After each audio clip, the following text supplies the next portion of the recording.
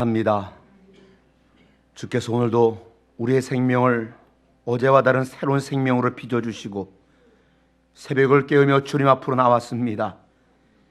예수님 닮기를 소망하여 나왔습니다. 말씀하여 주시옵소서. 말씀을 듣고 깨닫고 삶으로 실천하여 우리 삶 속에 예수님을 나타낼 수 있도록 축복하여 주시옵소서. 오늘도 주의 은혜를 사모하며 또 하나님이여 우리의 마음의 소원과 감사를 주님께 드린 심령들이 있습니다.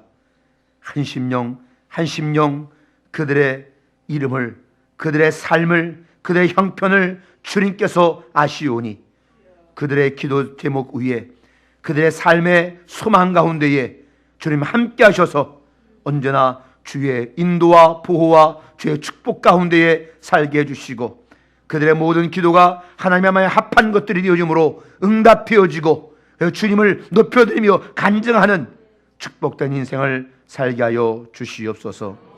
축복하며 예수님 귀하신 이름으로 기도하옵나이다. 아멘.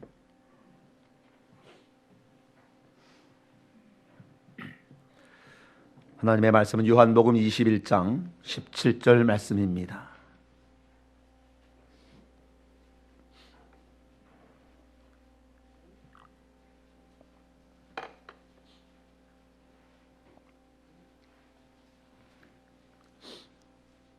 성경 185쪽 요한복음 21장 17절 말씀.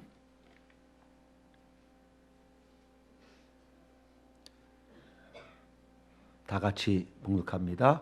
세 번째 이르시되 요한의 아들 시몬아 네가 나를 사랑하느냐 하시니 주께서 세 번째 네가 나를 사랑하느냐 하심으로 베드로가 근심하여 이르되 주님 모든 것을 아시오매 내가 주님을 사랑하는 줄을 주님께서 아시나이다.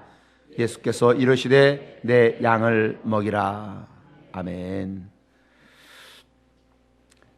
예담3 10번째 시간입니다. 이후에 서서 말씀을 전할 때마다 또 여러분을 볼 때마다 저에게는 큰 은혜와 감동이 되어집니다. 우리 사랑하는 인천영문의 성도들이 그 마음속에 정말 예수님을 닮고자 하는 소망이 이렇게 크구나, 그것을 여러분을 볼 때마다 먼저 제가 은혜가 되어지고 감동되어지는데 이제 열흘 동안 달려왔습니다.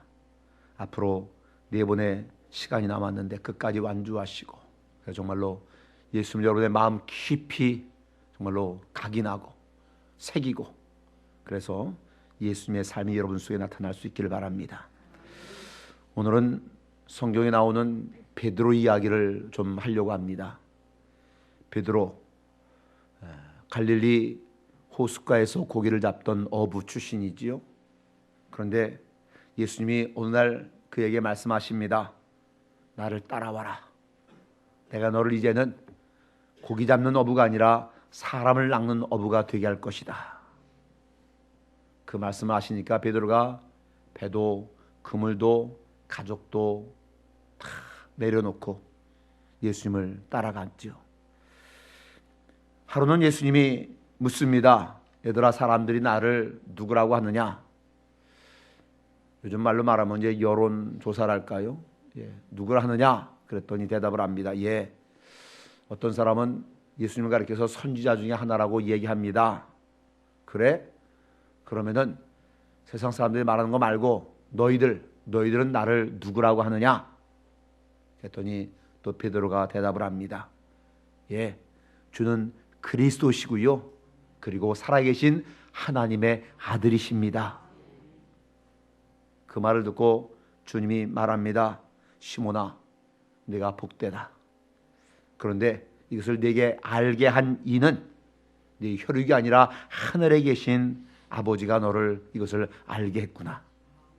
그리고 또 이어 말합니다. 내가 너에게 천국 열쇠를 준다. 네가 땅에서 매면 하늘에서 매일 것이고 네가 땅에서 풀면 하늘에서도 풀릴 것이다. 이 베드로가 얼마나 대견했겠습니까? 예수님이 아주 칭찬하시죠. 그리고 나서 예수님께서 예루살렘에 올라가서 고난받고 죽음을 맞이할 것을, 죽을 것을 이야기를 합니다. 그랬더니 베드로가 뭐라고 해요? 주님, 그리 마옵소서. 예수님은 이 사명 가지고 오셨고 그 사명을 이제 완수하실 것인데 그 이야기를 하니까 베드로가 아니에요. 예수님 죽으면 안 돼. 절대로 안 돼요. 그 순간 예수께서 베드로에게 말하지요. 사단아, 내 뒤로 물러가라. 너는 나를 넘어지게 하는구나. 베드로의 신앙 고백을 받으시고 그렇게 칭찬하셨는데, 정말로 훌륭한 신앙 고백을 했던 베드로였는데 또 금방 베드로는 또 사단이 되고 말고. 여러분, 이게 베드로의 모습이라고 하는 겁니다. 예수님 변화산에 올라가실 때 다른 제자들은 다 두고서 베드로와 그리고 야고보와 요한 이 세 사람을 데리고 올라가시지요. 또 마지막 만찬을 잡수시고 겟세마네에서 기도하실 때도 다른 제자들은 멀리 앉게 그냥 두고 또 베드로와 야고보와 요한을 데리고 기도하러 올라가십니다. 여러분, 베드로는요, 우리가 흔히 수제자 이렇게 이야기하지요. 정말 수많은 기적을 행했고요, 우리가 잘 아는 대로 물 위를 걸었고요, 또 귀신을 쫓아내는 역사도 했고. 그런데 그런 베드로가 과연 주님의 말씀대로 살아가는 삶을 정말 신실하게 살아냈을까? 마지막 만찬장에서 예수님께서 오늘 밤 너희 가운데 한 사람이 나를 팔 거다 그랬더니 제자들이 주여, 그게 저입니까? 저는 아니겠지요? 유다도 랍비요, 저입니까? 예수님께서 이렇게 말씀하십니다. 요한복음 13장 26절에 내가 떡 한 조각을 적셔다가 주는 자가 크니라. 그리고 예수님께서 떡을 떼서 적셔서 그것을 유다에게 줍니다. 조금 전에 주님께서 분명히 말씀했어요. 내가 떡을 적셔다가 주는 자가 나를 팔 자다. 그러면서 그 떡을 적셔서 유다의 입에다가 줍니다. 그래서 유다가 얼마나 뻔뻔스럽습니까? 그래도 회개를 안 해요. 마태복음 26장 31절에 보니까 예수께서 오늘 밤에 너희가 나를 다 버리리라.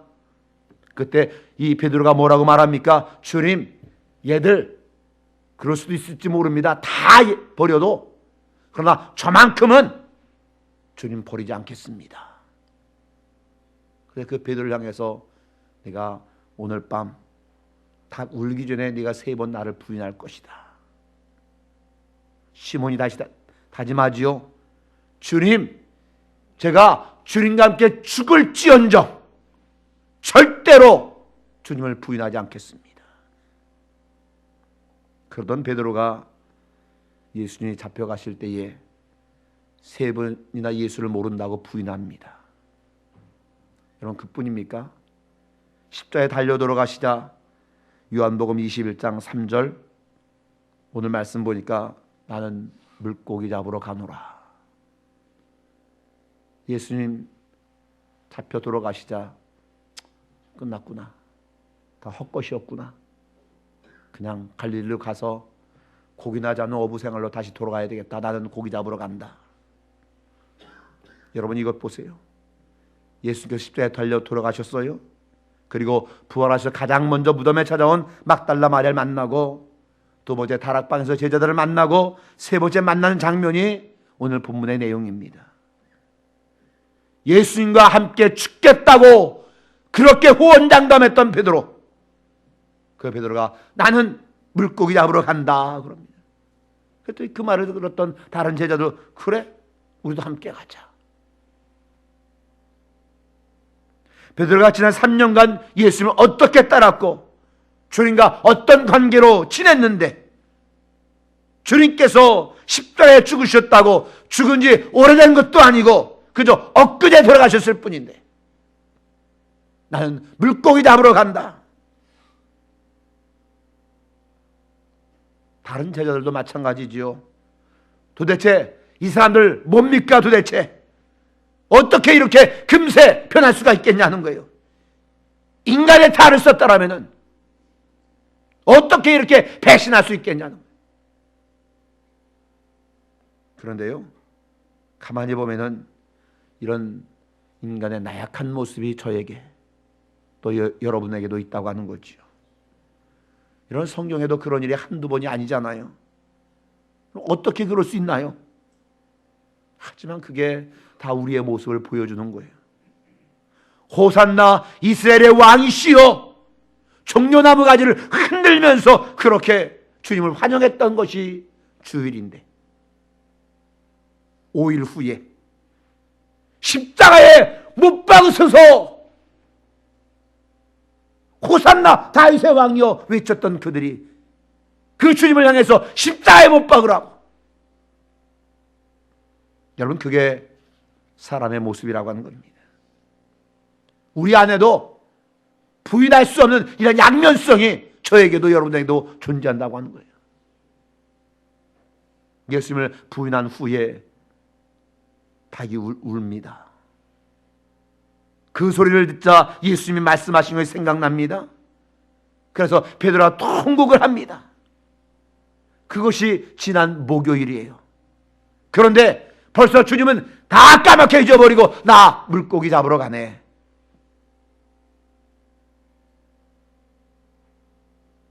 여러분, 그 밤에 고기 잡으러 갔다가 밤이 새도록 수고하지만 아무것도 잡지를 못했습니다. 날이 셉니다. 그 날이 셀 때에 예수께서 바닷가에 서 계신데 제자들이 그 예수님을 알아보지를 못했다라고 하는 거예요. 저는 이 대목을 묵상해 보면서 또 이렇게 생각을 합니다. 날이 밝아오는데, 캄캄한 밤중도 아니고 날이 밝아오는데 바닷가에 예수님이 서 계시잖아요. 지난 목요일까지만 해도 함께 만찬을 먹고 예수님이 발을 닦을 때에 발을 내밀었고, 그리고 지난 3년 동안 예수와 함께 지냈던 제자들, 날이 밝아오는데 주님이 바닷가에 서 계시는데 그 주님을 알아보지를 못했다고 하는 거예요. 예, 거기까지도 좋아요. 예수님이 그들에게 이렇게 물어보잖아요. 얘들아, 너희에게 고기가 있느냐? 그러면은 혹시라도 날이 밝아서 약간 어두스름해서 못 알아봤다라면은 그 목소리는 알아들 수 있을 거잖아요. 3년 동안이나 함께 지냈는데. 그런데 그 제자들이 예수님의 목소리도 알아듣지를 못합니다. 세상에 어떻게 이럴 수가 있을까? 이 장면에서 예수님은 또 얼마나 섭섭해 하셨을까? 아마 그러진 않았겠지만 속으로 요놈의 인간들이 어떻게 이럴 수 있나? 아마 그러지 않았을까? 물론 안 그러셨겠지요. 얘들아, 너희들의 고기가 있느냐? 그랬더니 그냥 없습니다. 그래요. 그러니까 예수께서 또 말하죠. 그물을 배 오른편에 던지라. 그리하면 얻을 것이다. 이렇게 말씀하시면 그래도 그 제자 중에 주님 아니신가? 좀 이런 사람이 있어야 될 것 아닌가요? 여러분, 기적이 다른 게 아니라 저는 이것도 기적이라고 생각을 해요. 아주 신비스러운 기적이죠. 그 제자들이 아주 완전히 예수님을 잊어버리기로 작정한 사람들 아니면은 어떻게 이렇게 주님을 알아보지 못할 수 있을까? 말씀대로 배 오른편에 그물을 던졌더니 고기가 많이 잡혀서 들을 수가 없을 지경입니다. 이 정도면 또 누가 혹시 예수님 아닌가? 이렇게 나와야 돼요. 그때 요한이 베드로에게 말합니다. 주님이시다. 주님이시다. 그 말 듣고 베드로가 옷을 벗고 있다가 황급히 겉옷을 두르고 물에 뛰어내려서 예수님께로 갑니다. 다른 제자들은 작은 배를 타고 고기가 든 그물을 끌고 육지로 올라오지요. 올라와 봤더니 숯불이 피어 있어요. 그 위에 생선과 떡이 있어요. 베드로가 그물을 끌어올려다 보니 물고기가 153마리. 예수님께서는 그동안 숯불 위에 구운 고기와 떡을 제자들에게 갖다 줍니다. 여러분, 여기서 잠깐만 한번 생각해 보세요. 베드로는 이 장면에서 아마 만감이 교차됐을 겁니다. 거기에 피어져 있는 숯불을 보는 순간이요, 무슨 생각이 났을까요? 며칠 전 대제사장 가야바의 집들에서 그 숯불을 쬐다가 예수님을 3번씩이나 모른다고 부인했던 그 일이 떠오르지 않았을까요? 정말 창피하고 부끄럽고 미안하고 송구스럽고 죄스럽고 주님 앞에서 어쩌면 고개도 들지 못하고 있었을 겁니다. 그런데 주님은요, 지난밤 고기 잡느라고 허기지고 피곤해 지친 그들을 먹이기 위해서 떡과 고기를 준비해 주셨다고 하는 겁니다. 여러분, 주님이 바로 이런 분이세요. 이런 분이 우리 주님이세요. 예수께서 베드로에게 말합니다. 와서 조반을 먹어라. 고개 팍 떨구고 죄스러워서 주님 얼굴도 보지 못하는 베드로에게 와서 조반 먹어라. 예수님 그토록 자신을 저버리고 떠나갔던 그들을 직접 찾아와 주셔서 아침까지 준비해 놓고 그들을 맞이하셨다는 겁니다. 우리가 주님을 모른다고 부인하고 떠나가고 다 배반해도 주님은 우리보다 먼저 우리를 직접 찾아오시는 분이 바로 우리의 주님이신 줄로 믿습니다. 그런데 우리는 때로 또 이렇게 말합니다. 그분이 누구시지요? 그분이 도대체 나와 무슨 상관이 있지요? 그래서 우리는 인생을 쓸쓸하게 살 수밖에 없다고 하는 거죠. 여러분, 그분이 나하고 무슨 상관이 있냐고요? 그분이 나의 구주시고, 그분이 나의 주님이시고, 그분이 내 삶을 인도하시고 보호하시고 지켜주시고 복주시는 분, 그분이 바로 우리의 주님이십니다. 여러분, 예수 믿는 게 얼마나 대단한 건지 몰라요. 베드로는 어쩌면 아주 죽도록 창피했을 것이고 정말 얼굴을 들 수 없을 정도로 무한한 상황이었겠지요. 그런데 어쩌면 주님이 이렇게 자상하실 수 있을까? 정말 인간적으로 도저히 상상할 수 없는 그 상황이 지금 벌어지는 겁니다. 이분이 바로 우리 주님. 그렇습니다. 바로 여기 지금 베드로의 모습이, 또 다른 제자들의 모습이 솔직히 저와 여러분들의 모습이라고 하는 겁니다. 연약해서 우리는 주님을 모른다라고 부인하고, 때로는 주님을 떠나가고, 어떤 때는 원망 불평을 넘어서 저주하기까지 하고, 나 이제 그만 믿고 사업이나 할란다, 나 이제 그만 믿고 세상에서 내 즐거움 찾아 살란다. 그래도 예수님이 우리를 먼저 찾아와 주신다고 하는 겁니다.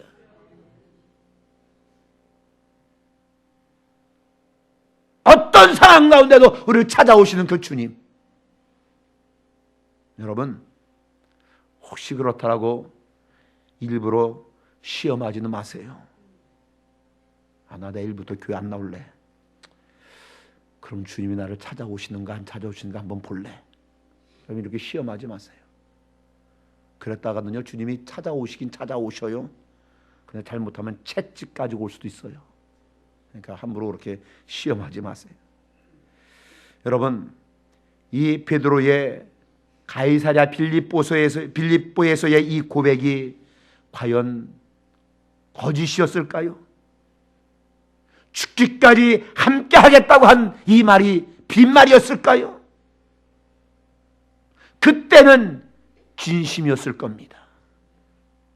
그런데 그렇게 진심으로 고백을 했어도 결국 상황에 따라 금방 변할 수밖에 없는 것이 베드로이고, 그것이 바로 저의, 그리고 바로 여러분의 모습일 수도 있다고 하는 거지.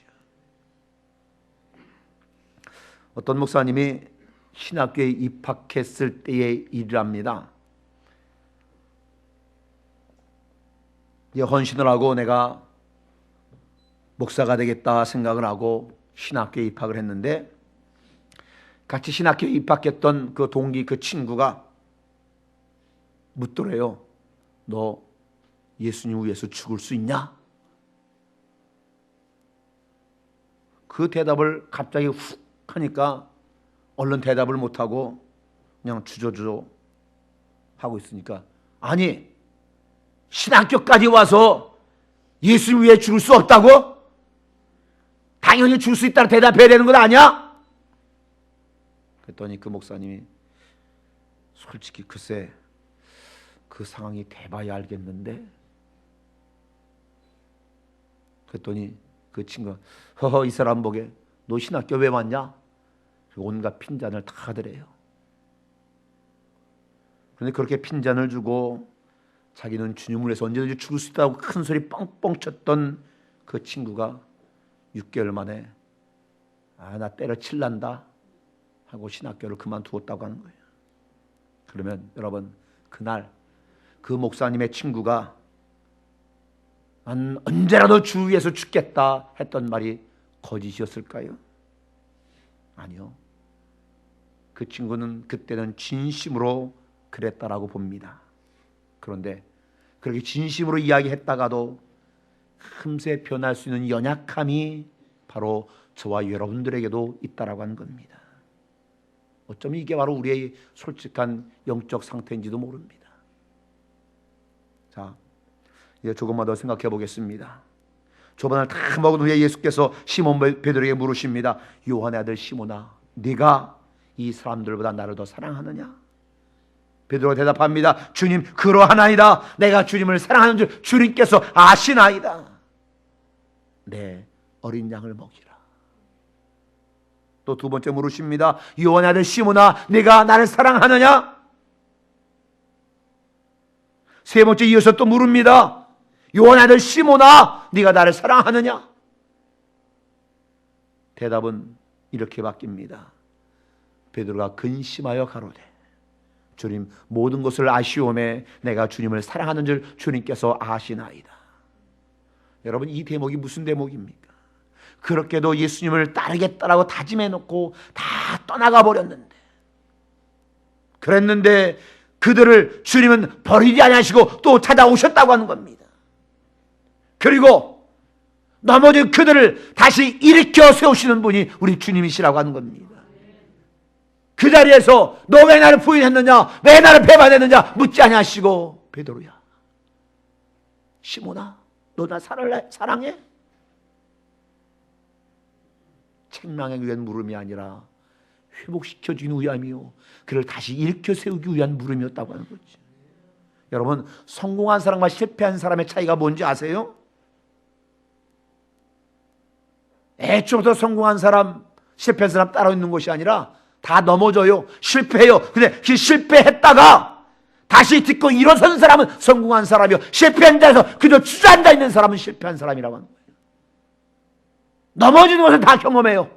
넘어졌다가 다시 일어난 사람들은 성공한 사람이 되어지지만, 넘어진 자리에서 그냥 주저앉아 있는 사람은 그냥 실패하고 만다고 하는 거지.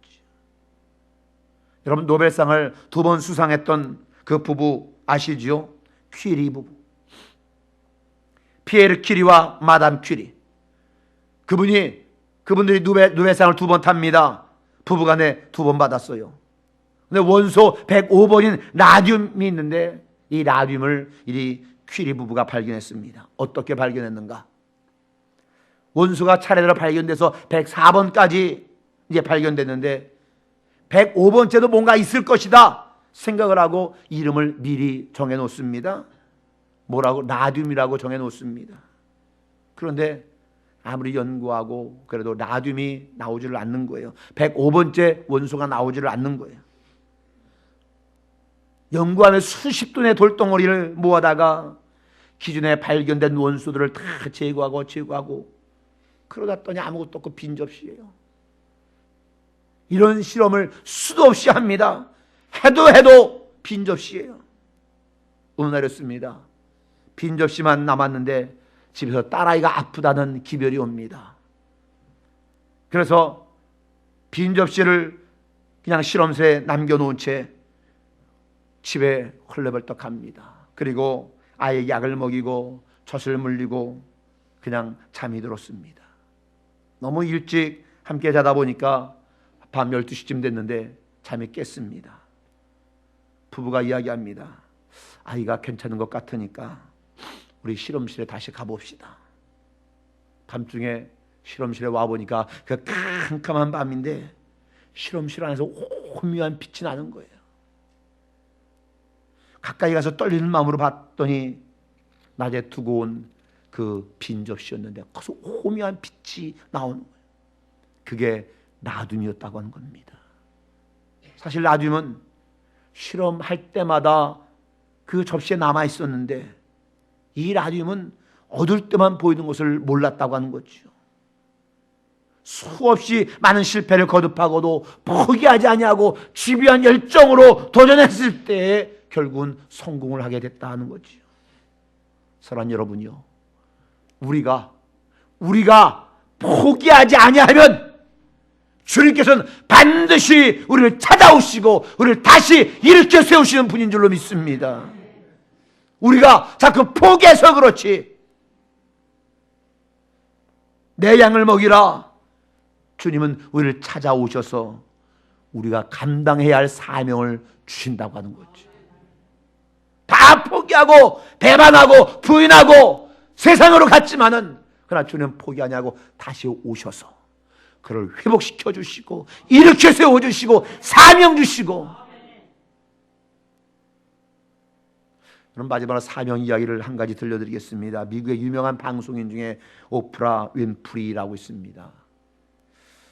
조금 젊은 분은 이분이 누군지 알 겁니다. 흑인 여성인데요, 사생아로 태어났습니다. 9살 때에 그 어린 나이에 친척에게 성폭행을 당했습니다. 14살 때에 아이를 낳았습니다. 미혼모가 됐습니다. 얼마 되지 않아서 그 아이도 죽습니다. 그야말로 철저하게 고독하고 인생의 가장 밑바닥에서 이 사람 저 사람에게 수없이 차이고 밟히고 그렇게 살아왔습니다. 그런데 오프라 윈프리의 그의 인생의 놀라운 삶의 전환을 하게 됩니다.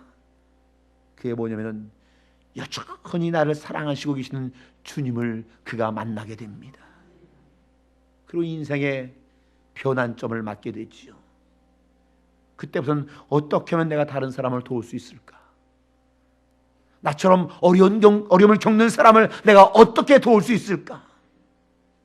그 생각 속에 열심히 책을 읽고 공부를 하고 방송인이 됩니다. 여러분, 오프라 윈프리가 지금까지 미국 방송 역사상 가장 인기 있는 방송인이라고 하는 겁니다. 특별히 그와 인터뷰를 하고 나면은 유명 스타가 되어지고 또 인터뷰를 어찌나 매력적으로 잘하는지 모든 시청자들이 이 오프라 윈프리 쇼를 그렇게 좋아했다라고 하는 겁니다. 세계에서 가장 영향력 있는 명사 1위, 미군이 가장 존경하는 인물 1위, 전 세계 여성 갑부 1위, 가장 기부를 많이 하는 연예인 1위. 그녀에 대해 사람들은 이렇게 이야기합니다. 가장 낮은 곳에서 출발했지만은 가장 높은 곳까지 오른 여자다.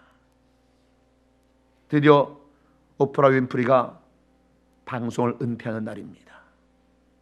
그때 자기 자신의 이야기를 합니다. 자기가 어떻게 태어났고 어릴 때 자기가 어떤 어려움이 있었고 자기가 미혼모가 된 경위뿐만 아니라 성폭행당한 이야기 등 인생의 모든 고비를 다 이야기합니다. 그리고 마지막 던지는 메시지가 바로 자기 자신에게 주는 메시지. 하나님께서 내게 주신 것은 내가 그것을 가지고 일을 하게 하시는 사명이었습니다. 여러분, 제가 왜 이 말씀을 드리냐면요, 예수님을 버리고 다 떠나갔던 그 제자들을 예수님은 다시 찾아오셔서 내 어린 양을 먹이라, 내 양을 치라, 내 양을 먹이라 말씀하시는 그 주님의 음성이 바로 다시금 쓰러지고 넘어지고 도망갔던 그들을 일으켜 세워주셨다고 하는 겁니다. 여러분, 나는 쓸모없어 이렇게 말하지 마십시오. 나 같은 게 뭐 이렇게도 말씀하지 마십시오. 예수님께는 그런 우리들을 찾아오셔서 아니야, 너는 그거 할 수 있어. 나의 소원에 네가 동참할 수 있어. 내 소원은 잃어버린 자들을 찾는 거야 하신 그 주님의 음성을 듣고 우리에게 사명을 주시고 사명 감당하면서 주님 중심으로 살아가는 것, 그게 바로 저와 여러분들의 삶이 되어야 될 줄로 믿습니다. 사랑하는 여러분들이요, 예수 그리스도를 중심으로 살아가는 삶, 예수님을 정말로 닮아가는 삶, 그래서 예수님 말씀대로 살다가 어떤 날 의미 있게 정말 주님 앞에 당당하게 떳떳하게 설 수 있는 저와 여러분들이 되어줄 수 있기를 바랍니다. 기도하겠습니다.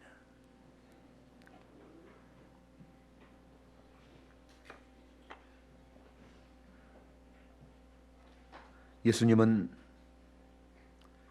그토록 자신을 저버리고 떠나갔던 그들을 직접 찾아와서 아침을 다 준비해놓고 그들을 맞이하십니다. 우린 주님을 모른다고 떠나가도 주님은 우리보다 먼저 우리를 찾아오시는 분이십니다. 그렇습니다. 바로 여기 시몬 베드로와 다른 제자들의 모습이 연약한 저와 여러분들의 모습입니다.